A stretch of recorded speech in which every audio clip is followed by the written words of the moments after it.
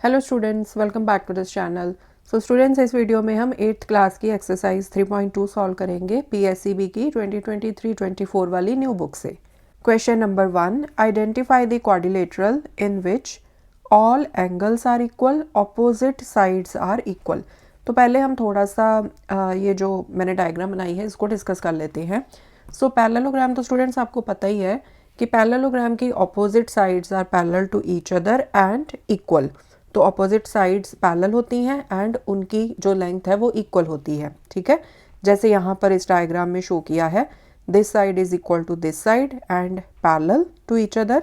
Similarly this side is equal to this side and parallel to each other. Okay, अब हमारे पास एक rectangle होती है, एक स्क्वायर होता है एंड एक रोम्बस होती है। ये तीनों भी पैरेललोग्राम्स होती हैं। ठीक है, इनकी जो अपोजिट साइड्स हैं उनकी लेंथ आपस में इक्वल होती है and opposite sides parallel to each other होती हैं। So therefore rectangle, square and rhombus, these are also parallelogram. But इनकी कुछ स्पेशल प्रॉपर्टीज़ होती हैं। जैसे रेक्टेंगल के केस में चारों एंगल्स 90 डिग्री के होते हैं, स्क्वायर के केस में चारों एंगल्स 90 डिग्री के होते हैं एंड ऑल्सो चारों साइड्स भी इक्वल होती हैं। रोम्बस के केस में चारों साइड्स इक्वल होती हैं and opposite sides parallel to each other. So जो एक स्क्वायर होता है वो रोम्बस भी होती है, बिकॉज स्क्वायर की चारों साइड्स इक्वल हैं, रोम्बस की चारों साइड्स इक्वल है। स्क्वायर की जो अपोजिट साइड्स हैं they are parallel to each other, rhombus की भी opposite sides they are parallel to each other. So square को हम रोम्बस बोल सकते हैं, बट अपोजिट ट्रू नहीं है। All rhombuses are not square, because square में कुछ स्पेशल प्रॉपर्टीज़ हैं कि स्क्वायर के चारों एंगल्स 90 डिग्री के होने चाहिए, राइट। एंड रोम्बस के केस में तो ये ज़रूरी नहीं है। ठीक है, सो इस तरह से प्रॉपर्टीज़ के बेसिस के ऊपर हम इनको इस तरह से बोल सकते हैं कि सभी रोम्बसेज स्क्वायर नहीं होती, बट सभी स्क्वायर जो होते हैं वो रोम्बस होते हैं। ठीक है, फिर आ जाता है आपके पास रेक्टेंगल। सो रेक्टेंगल के केस में भी चारों एंगल्स 90 डिग्री के होते हैं, जो अपोजिट साइड्स हैं उनकी लेंथ इक्वल होती है। सो इसीलिए हम बोल सकते हैं कि जो स्क्वायर्स हैं, सारे स्क्वायर्स को हम रेक्टेंगल बोल सकते हैं, सभी रेक्टेंगल्स को हम स्क्वायर नहीं बोल सकते, क्योंकि रेक्टेंगल के केस में क्या है, ऑपोजिट साइड्स की लेंथ इक्वल होनी चाहिए। ठीक है, बट स्क्वायर के केस में क्या है कि चारों ही साइड्स की लेंथ इक्वल होनी चाहिए। ठीक है, सो जैसे हमने रोम्बस एंड स्क्वायर के केस में डिस्कस किया था, इसी तरह से रेक्टेंगल एंड स्क्वायर का केस है। सभी स्क्वायर्स रेक्टेंगल होते हैं बट सभी रेक्टेंगल स्क्वायर नहीं होती। ओके, एंड इसी तरह से जो सभी स्क्वायर्स हैं वो पैरेललोग्राम तो होते ही हैं, राइट। तो अभी आते हैं, coming back to the questions. First question क्या था कि आप उस क्वाड्रिलेटरल को आइडेंटिफाई करो जिसके सभी एंगल्स इक्वल हों, ऑपोजिट साइड्स भी इक्वल हों। सो यहाँ पर आंसर आ जाएगा रेक्टेंगल। ओके, रेक्टेंगल के केस में चारों एंगल्स 90 डिग्री के होते हैं, राइट, एंड जो अपोजिट साइड्स होती हैं वो भी आपस में इक्वल होती हैं। ठीक है जी। सेकेंड क्वेश्चन, क्वाड्रिलेटरल आइडेंटिफाई करो in which all the sides are equal, each of the angle is 90 degree. Answer is square. Square के चारों एंगल्स 90 डिग्री के होते हैं एंड सभी साइड्स भी इक्वल होती हैं। Third question, identify the quadrilateral in which diagonals bisect each other at 90 degree and diagonals are equal in length. So ये प्रॉपर्टी यहाँ पर मतलब डायगनल्स की बात की गई है, तो स्क्वायर के जो डायगनल्स होते हैं ना उनकी ये प्रॉपर्टी होती है। स्क्वायर के जो डायगनल्स हैं इस तरह से, अभी स्ट्रेट लाइन तो नहीं बनी मेरी, बट ये जो डायगनल्स है ना ये एक दूसरे को 90 डिग्री पे बाइसेक्ट करते हैं। ठीक है, एंड मतलब ये वाला जो एंगल है ना इंटरसेक्शन का, जहाँ पर ये दोनों डायगनल्स एक दूसरे को इंटरसेक्ट करते हैं, सो ये एंगल 90 डिग्री का होता है एंड स्क्वायर के जो दोनों डायगनल्स होते हैं उनकी लेंथ भी इक्वल होती है। सो यहाँ पर आंसर आ जाएगा square. Okay, question number 4, exercise 3.2, in the given figure RAC is a rectangle. So यहाँ पर हमें RACE नेम की एक रेक्टेंगल दी है। Find x y and z. हमने एक्स वाई एंड जेड को फाइंड करना है। सो स्टूडेंट्स, रेक्टेंगल है मतलब एक तो कि इसके चारों जो एंगल्स हैं वो 90 डिग्री के हैं एंड जो अपोजिट साइड्स हैं उनकी जो लेंथ है वो इक्वल होती है, opposite sides are equal in length. And also जो रेक्टेंगल होती है ना, रेक्टेंगल के जो डायगनल्स होते हैं they are equal in length and they bisect each other. So equal in length का क्या मतलब है कि जितनी लेंथ RC की होगी इस डायगनल की उतनी ही लेंथ होगी डायगनल AE की। बाइसेक्ट ईच अदर का क्या मतलब है कि this part is equal to this part is equal to this part. अब क्योंकि दोनों डायगनल्स इक्वल लेंथ के हैं, सो यहाँ पर क्या होगा, यहाँ पर मतलब ये जो चारों ही पार्ट्स है ना, R O is equal to O C is equal to A O is equal to O E होगा, क्योंकि बाइसेक्ट कर रहे हैं दोनों डायगनल्स एक दूसरे को, मतलब ईच डायगनल दो इक्वल पार्ट्स में बट रहा है, ठीक है, at point of intersection O. Okay, but यहाँ पर दोनों ही डायगनल्स की लेंथ भी इक्वल है, सो इसीलिए ये जो चारों पार्ट्स बनेंगे ये भी इक्वल लेंथ के होंगे, ठीक है। सो बस इन्हीं चीज़ों का यूज़ करके आपने इस क्वेश्चन को सॉल्व करना है। सो 3y + 4 इज इक्वल टू 16 हो जाएगा। Opposite sides are equal in length. Similarly 4x - 3 is equal to 9। Opposite sides are equal in length. तो पहले हम इसको सॉल्व कर लेते हैं। So 3y + 4 is equal to 16। Opposite sides of rectangle are equal. So यहाँ से y की वैल्यू निकाल लो। 3y is equal to 16 - 4। So 3y is equal to 16 में से 4 गए, this is 12। So y is equal to 12/3। So y is equal to 4। 3 1s are 3, 3 4s are 12। तो y की वैल्यू तो हमने निकाल ली। Okay, now 4x - 3 is equal to 9। Same reason, opposite sides of rectangle are equal. So 4x is equal to 9 + 3. So 4x is equal to 12. X is equal to 12/4. So x is equal to 3। ठीक है जी। Now यहाँ पर हम लिखते हैं 5z - 3 equals to 7। ये यहाँ पर हमें 7 दिया हुआ है, EO पार्ट, ठीक है। सो यहाँ पर क्या रीज़न है, यहाँ पर रीज़न वही है, रेक्टेंगल के डायगनल्स की property. Diagonals of a rectangle are equal in length and they bisect each other. So ये जो रीजंस है ना, ये आपने ज़रूर लिखने हैं, इनको लिखना आपने मिस नहीं करना। Diagonals of a rectangle are equal in length and bisect each other. Okay, diagonals rectangle के लेंथ में इक्वल हैं, ये साथ में लिखना बहुत ज़रूरी है, ठीक है। बाइसेक्ट भी करते हैं एंड इक्वल भी हैं। ओके जी। So 5z is equal to 3 + 7। ये जो माइनस का 3 है राइट हैंड साइड पे जाके प्लस का हो जाएगा। 5z is equal to 10। z is equal to 10/5। So z is equal to 2। 5 2s are 10। So this completes your question. आपने x y z सभी की वैल्यूज़ निकाल ली। Question number 5th, exercise 3.2। In the given figure PQRS is a rhombus, find x and y। सो यहाँ पर PQRS हमें एक rhombus दी हुई है, उसमें हमने x and y की वैल्यू फाइंड करनी है।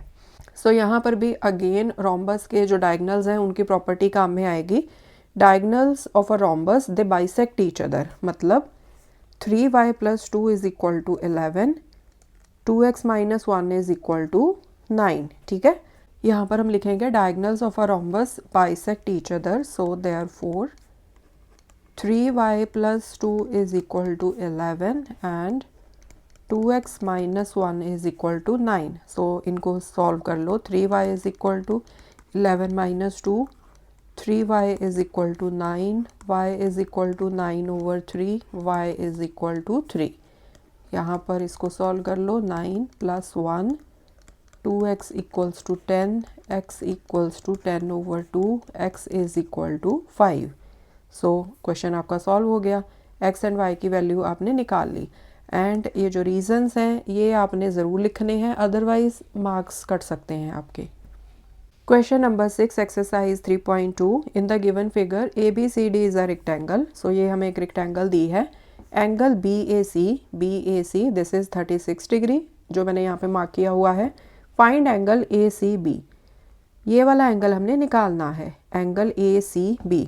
अब यहाँ पर स्टूडेंट्स ये बहुत ही सिंपल क्वेश्चन है। यहाँ पर आपने कौन सी प्रॉपर्टी का यूज़ करना है कि रेक्टेंगल के जो चारों एंगल्स होते हैं वो होते हैं 90 डिग्री के, राइट। तो ये वाला एंगल क्या हो गया, 90 डिग्री का एंगल ABC। तो अगर आप इस ट्राइंगल को देखोगे, triangle ABC, this is a right angle triangle, right. And इसके दो एंगल्स आपको पता है 90 डिग्री एंड 36 डिग्री, तो थर्ड एंगल आप निकाल लो 180 में से माइनस करके, राइट। तो बहुत ही सिंपल क्वेश्चन है। We know that each angle of a rectangle is equal to 90 degree.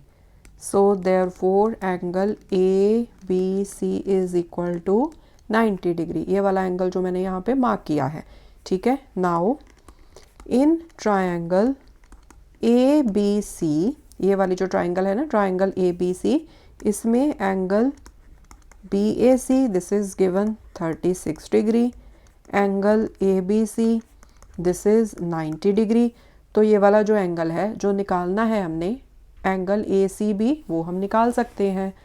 So angle ACB is equal to 180 degree minus ये वाले दोनों angles, minus 36 degree minus 90 degree. So यहाँ पर भी आप रीज़न लिख दो. Sum of all the angles of a triangle is 180 degree. So 180 degree minus 90 and 36 को ऐड कर लो, 6 आ गया, 9 प्लस 3 12. सो इक्वल्स टू 180 में से 126 को सब्ट्रैक्ट कर दो, 10 माइनस 6 4, 7 बच गया, 7 माइनस 2 5. सो 54 डिग्री. ठीक है. So this completes your question number 6. Question number 7 multiple choice questions. First है sum of adjacent angles of a parallelogram is, answer is B. So ये प्रॉपर्टी है पैरेललोग्राम की कि पैरेललोग्राम के जो एडजेसेंट एंगल्स होते हैं ना, मतलब ऐसे साथ साथ वाले जो एंगल्स होते हैं, इनका सम होता है 180 degree. Second, if adjacent angles of a parallelogram are equal then which polygon it will become. So यहाँ पर हमें दिया है कि अगर एक पैरेललोग्राम के जो एडजेसेंट एंगल्स हैं वो इक्वल हों तो वो कौन सी पॉलीगन बन जाएगी. Answer is rectangle. उसका रीज़न ये है कि जो दोनों एडजेसेंट एंगल्स होते हैं पैरेललोग्राम के, उनका सम तो हमें पता है कि 180 डिग्री होता है, राइट. सो अगर ये दोनों ही एंगल्स इक्वल होंगे, मतलब x plus x equals to 180 degree, so x कितना आ जाएगा 180 ओवर 2, मतलब 90 डिग्री का, राइट. सो इससे क्या हो जाएगा, मैं आपको यहाँ पे ड्रॉ करके बता देती हूँ. ये दोनों एंगल्स 90 डिग्री के हो गए, राइट. अब पैरेललोग्राम है तो अपोजिट वाले एंगल्स भी इक्वल होंगे, तो चारों ही एंगल्स हो गए 90 डिग्री के, ठीक है. एंड ऑल्सो पैरेललोग्राम की बात की गई है, मतलब जो अपोजिट साइड्स हैं उनकी जो लेंथ है वो भी आपस में इक्वल हो गई, राइट. तो ये क्या बना, दिस इज़ अ रेक्टेंगल. अब यहाँ पे ध्यान में रखना, यहाँ पर आंसर स्क्वायर नहीं लिखना आपने, क्योंकि आप हो सकता है कि आप गलती कर लो कि स्क्वायर के भी चारों एंगल्स 90 डिग्री के होते हैं तो आप स्क्वायर को टिक कर दो, but that will be wrong, क्योंकि यहाँ पर उन्होंने सिंपल पैरेललोग्राम की बात की है. तो पैरेललोग्राम की ऑपोजिट साइड्स की लेंथ इक्वल होती है, बट स्क्वायर के केस में क्या है कि चारों ही साइड्स की लेंथ इक्वल होनी चाहिए, तभी हम उसको स्क्वायर बोल पाएंगे, राइट. तो स्क्वायर आंसर नहीं लिखना आपने, रेक्टेंगल को मार्क करना है. ओके जी. नेक्स्ट है if adjacent angles of a rhombus are equal then which polygon it will become. अब देखो यहाँ पर रोम्बस की बात की है, ओके. सो रोम्बस की चारों साइड्स इक्वल होती हैं. नाउ अगर वो यहाँ पर बोल रहा है कि रोम्बस के जो एडजेसेंट एंगल्स हैं, मतलब ये वाले जो एंगल्स हैं, दे आर इक्वल, तो वो कौन सी पॉलीगन बनेगी. अब देखो रोम्बस भी एक पैरेललोग्राम होती है, तो मतलब एडजेसेंट एंगल्स का जो सम है वो होगा 180 डिग्री. तो अगर ये एडजेसेंट एंगल्स इक्वल हैं, जैसे मैंने आपको यहाँ पर एक्सप्लेन किया था, तो ईच एंगल क्या आएगा 90 डिग्री का. तो ये कुछ इस तरह से बन जाएगा, राइट. ये दोनों एंगल्स 90 डिग्री के हो गए. सो रोम्बस है, पैरेललोग्राम है, तो अपोजिट एंगल्स भी इक्वल हो गए. ऑल्सो यहाँ पर रोम्बस मेंशन किया है, मतलब चारों साइड्स भी इक्वल हैं. सो ये बन गया स्क्वायर, ठीक है. सो अगर किसी रोम्बस के आपको एडजेसेंट एंगल्स दिए हों कि वो इक्वल हैं, तो वो स्क्वायर बन जाएगा. So B is the answer. Next है if 3y degree and 120 degree are the adjacent angles of a rhombus then find the value of y. हम अभी डिस्कस करके हटे हैं कि रोम्बस के जो एडजेसेंट एंगल्स हैं उनका सम क्या होता है 180 डिग्री, राइट. बिकॉज रोम्बस एक पैरेललोग्राम है एंड पैरेललोग्राम के एडजेसेंट एंगल्स की प्रॉपर्टी क्या होती है, दे आर सप्लीमेंट्री, मतलब उनका जो सम है वो होता है 180 डिग्री. यहाँ पर आप रीज़न मेंशन कर देना, एडजेसेंट एंगल्स वाला, adjacent angles of a rhombus या parallelogram they are supplementary.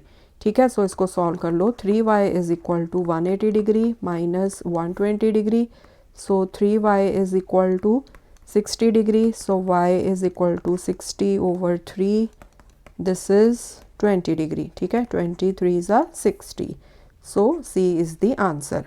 So students, इसके साथ ही आपकी एक्सरसाइज 3.2 कंप्लीट होती है। एंड स्टूडेंट्स, अगर आपको ये वीडियोस अच्छी लगती हैं, आपको लगता है कि आपको हेल्पफुल हैं, तो प्लीज़ इन वीडियोस को, इस चैनल को अपने फ्रेंड्स एंड क्लासमेट्स के साथ ज़रूर शेयर कीजिए। एंड वीडियो अच्छी लगी है, हेल्पफुल लगी है, तो लाइक बटन पर क्लिक करना एंड चैनल को सब्सक्राइब करना। Thanks for watching, take care.